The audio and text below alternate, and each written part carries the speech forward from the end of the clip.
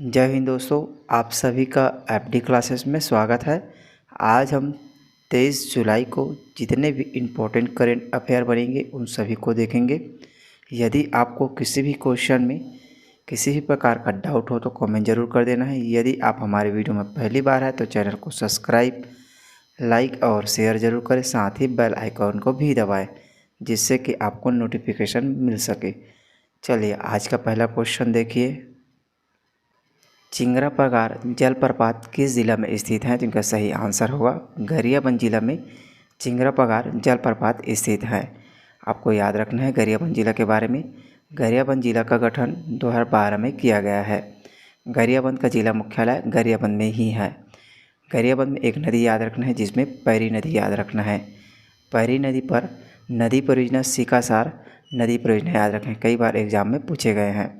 गरियाबंद में ही याद रखना है जलप्रपात, जिसमें याद रखना है गोदना जलप्रपात, साथ ही घटा रानी जटमई देवधारा जलप्रपात याद रखना है। अभ्यारण्य में भी याद रखेंगे उदयंती नदी अभ्यारण्य याद रखना है। उदयंती नदी अभ्यारण्य का गठन 1983 में किया गया है। साथ ही इसके कुल क्षेत्रफल को भी याद रखेंगे, कई बार एग्जाम में पूछे गए हैं। इनका कुल क्षेत्रफल है 230 वर्ग किलोमीटर याद रखेंगे, कई बार एग्जाम में पूछे गए हैं। साथ ही गरियाबंद में याद रखेंगे एक पिछड़ी जनजाति जिसमें से कमार को याद रखेंगे। विशेष पिछड़ी जनजाति कमार गरियाबंद में ही निवास करते हैं। साथ ही याद रखेंगे गरियाबंद के बारे में ही, गरियाबंद में पर्यटक स्थल के रूप में याद रखेंगे राजिम को याद रखना है। राजिम को याद रखना है। राजिम महानदी पैरी और सोंढुल के संगम पर स्थित है। राजिम को छत्तीसगढ़ का प्रयागराज भी कहा जाता है। राजिम में राजिम लोचन मंदिर याद रखना है। राजू लोचन मंदिर याद रखना है। साथ ही याद रखेंगे पंचकोशी यात्रा भी याद रखेंगे। पंचकोशी यात्रा में शामिल किया गया है जिसमें फणेश्वर नाथ, पटेश्वर नाथ, बमनेश्वर नाथ, चंपेश्वर नाथ और कोपेश्वर नाथ पंचकोशी यात्रा में शामिल किया गया है। चलिए इन पॉइंट को याद रखेंगे। राजधानी रायपुर जाने वाले मार्ग में गरियाबंद से 13 किलोमीटर की दूरी पर बारूका गांव में चिंगरा पगार जलप्रपात स्थित है। यह जलप्रपात चारों दिशाओं से घनी जंगल, ऊंची पहाड़ियों और प्राकृतिक रूप से सुंदरता से परिपूर्ण है। यह झरना कंचना ध्रुवा और बारूका के जंगलों पर स्थित है जिसकी ऊंचाई लगभग 110 फीट ऊंचा है। याद रखेंगे कंचना ध्रुवा और बारूका के जंगलों के बीच स्थित है। यहाँ लगभग 200 लोगों ने स्वच्छता अभियान चलाकर पर्यटक स्थल को प्राकृतिक रूप में सुरक्षित रखने और दूषित नहीं करने एवं साफ सफाई बनाए रखने का संदेश दिए हैं। चलिए नेक्स्ट क्वेश्चन देखिए। रायपुर नगर निगम के QR code based digital door number plate योजना को किस देश में सम्मानित किया गया है? तो इनका सही आंसर होगा थाईलैंड और सिंगापुर में सम्मानित किया है। याद रखेंगे दोस्तों, इम्पोर्टेंट क्वेश्चन है क्योंकि रायपुर नगर निगम के QR कोड को अंतर्राष्ट्रीय स्तर का सम्मान मिला है, इसलिए यह क्वेश्चन बहुत ही इम्पोर्टेंट हो जाता है। रायपुर नगर निगम के QR code based digital door number plate योजना को the asset triple award Bangkok Thailand और डिजिटल CX अवार्ड सिंगापुर से सम्मानित किया है। याद रखेंगे द एसेट ट्रिपल अवार्ड और डिजिटल CX अवार्ड थाईलैंड और सिंगापुर में सम्मानित किया है। इस अवार्ड को योजना के सहयोगी संस्थान बैंक के IT नेशनल हेड ने महापौर एजाज ढेबर और निगम आयुक्त मयंक चतुर्वेदी को सौंपा है। चलिए नेक्स्ट क्वेश्चन देखिए। विधानसभा में जागरूकता विधायक के रूप में किसे सम्मानित किया गया है? तो इनका सही आंसर होगा विधानसभा में जागरूक विधायक के रूप में श्री धर्मजीत सिंह को सम्मानित किया है। याद रखेंगे इंपॉर्टेंट क्वेश्चन है, जागरूक विधायक के रूप में धर्मजीत सिंह को सम्मानित किया है। राजधानी रायपुर विधानसभा में उत्कृष्ट अलंकरण एवं विदाई समारोह आयोजित किया गया जिसमें राज्यपाल श्री विश्वभूषण हरिचंदन ने समारोह में वर्ष 2022 के लिए उत्कृष्ट विधायक के रूप में चयनित श्रीमती संगीत सिन्हा और श्रीमती रंजना डिपेश साहू को सम्मानित किया है। याद रखेंगे उत्कृष्ट विधायक के रूप में संगीत सिन्हा और श्रीमती रंजना डिपेश साहू को सम्मानित किया गया। यह सम्मान 2022 के लिए दिया गया है। जागरूक विधायक के रूप में श्री धर्मजीत सिंह को दिया गया है। उत्कृष्ट संसदीय पत्रकार के रूप में चयनित पत्रिका से श्री राहुल जैन और इलेक्ट्रॉनिक मीडिया से श्री देवव्रत भगत और कैमरामैन श्री रोहित श्रीवास को शॉल, श्रीफल, स्मृति चिन्ह और प्रशस्ति पत्र प्रदान कर सम्मानित किया है। याद रखेंगे दोस्तों, इंपॉर्टेंट क्वेश्चन है। चलिए नेक्स्ट क्वेश्चन देखिए। छत्तीसगढ़ में ITI के आधुनिकीकरण के लिए किसके बीच MOU पर हस्ताक्षर हुए हैं? तो इनका सही आंसर होगा छत्तीसगढ़ में IIT के आधुनिकीकरण के लिए टाटा टेक्नोलॉजी के साथ समझौता किया गया है। याद रखेंगे दोस्तों, इम्पोर्टेंट है।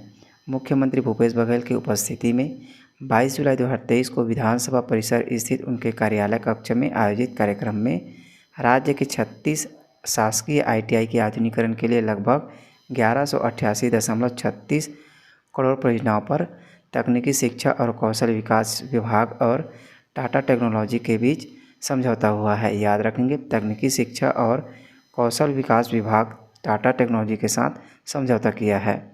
राज्य के 36 ITI में युवाओं को 6 ट्रेडों में तथा 23 शॉर्ट टर्म कोर्स में प्रशिक्षण दिया जाएगा। टाटा टेक्नोलॉजी द्वारा राज्य के चयनित ITI में अत्याधुनिक तकनीकी वर्कशॉप की स्थापना की जाएगी, साथ ही प्रशिक्षकों की व्यवस्था की जाएगी। इसके अलावा राज्य के युवाओं को प्लेसमेंट देने में टाटा और उनकी सहयोगी कंपनी सहयोग करेंगे। इस परियोजना से प्रति वर्ष 10,000 से अधिक युवाओं को नए ज़माने के अनुरूप तकनीकी प्रशिक्षण दिया जाएगा। चलिए नेक्स्ट क्वेश्चन देखिए।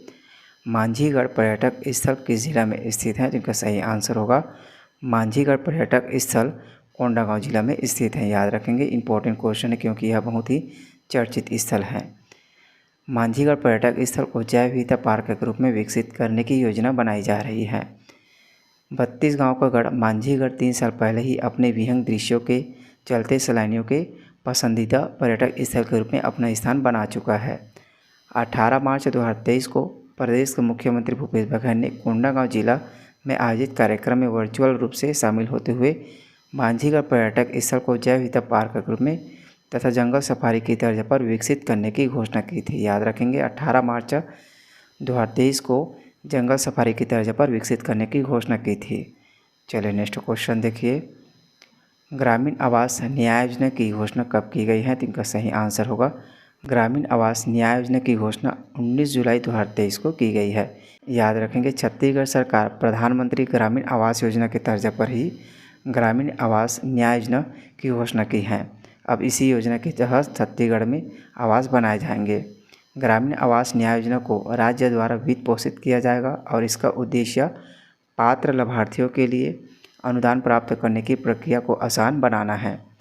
सामाजिक आर्थिक सर्वेक्षण 2011 की सूची वास्तविक नाम सामाजिक आर्थिक और जातिगत जनगणना के आधार पर प्रधानमंत्री ग्रामीण आवास योजना के लिए पात्रता निर्धारण के कारण ज़रूरतमंद परिवारों को आवास स्वीकृति प्रदान करने में कठिनाइयों का सामना करना पड़ रहा है। इसे दूर करने के लिए पंचायत एवं ग्रामीण विकास विभाग द्वारा किए गए एक सर्वेक्षण के आधार पर राज्य के संसाधनों से पात्र परिवारों के लिए इस योजना को शुरू करने का निर्णय लिया गया है। याद रखेंगे दोस्तों, नई योजनाएं हैं, इसलिए इम्पोर्टेंट हो जाता है। प्रदेश में फलों और सब्जियों को 6 से 8 माह तक सुरक्षित रखने के लिए देश का तीसरा नंबर का प्लान कहाँ बनाया जा रहा है? तो इनका सही आंसर होगा दुर्ग जिला में फलों और सब्जियों को 6 से 8 माह तक सुरक्षित रखने के लिए देश का तीसरा नंबर का प्लान दुर्ग जिले में बनाया जा रहा है। दुर्ग जिले में देश का तीसरा प्लान ऐसा प्लांट है जो हर तरह के फलों और सब्जियों को 6 से 8 माह तक सुरक्षित रखने के लिए बनाया जा रहा है। गामा किरणों से सब्जी, फल और दूध का उत्पादन को सुरक्षित रखा जाएगा। नेक्स्ट क्वेश्चन देखिए।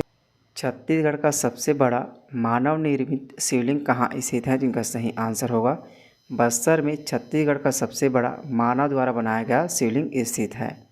याद रखेंगे दोस्तों बस्तर जिला के बारे में। बस्तर जिला का गठन 1948 में किया गया है। बस्तर जिला में एक घाटी याद रखेंगे जिसमें विंता घाटी बहुत ही महत्वपूर्ण है। विंता घाटी को बस्तर का कश्मीर भी कहा जाता है। बस्तर में ही एक रामायणकालीन स्थल याद रखेंगे जिसमें रामपाल याद रखना है। रामपाल रामायण वनगमन पथ से जुड़ा हुआ स्थल है।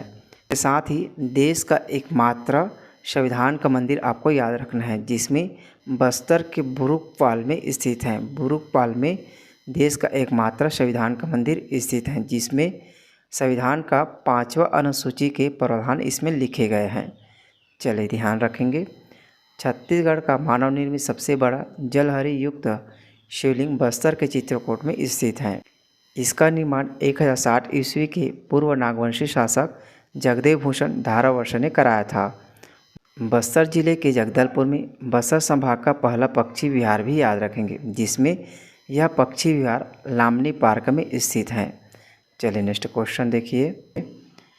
पिछले वीडियो में हमने आपसे क्वेश्चन पूछा था कि नाट्य रचना सुराजी गाँव पुस्तक का विमोचन किसके द्वारा किया गया है, तो इनका सही आंसर होगा मुख्यमंत्री भूपेश बघेल द्वारा नाट्य रचना सुराजी गाँव पुस्तक का विमोचन किया गया है। अब आपके लिए आज का क्वेश्चन है, मुख्यमंत्री विशेष स्वास्थ्य सहायता योजना के अंतर्गत सहायता राशि को बढ़ाकर कितने लाख रुपए की गई है, तो इनका सही आंसर आप कमेंट बॉक्स में ज़रूर दीजिएगा। चलिए मिलते हैं अगले वीडियो में। जय हिंद, जय छत्तीसगढ़।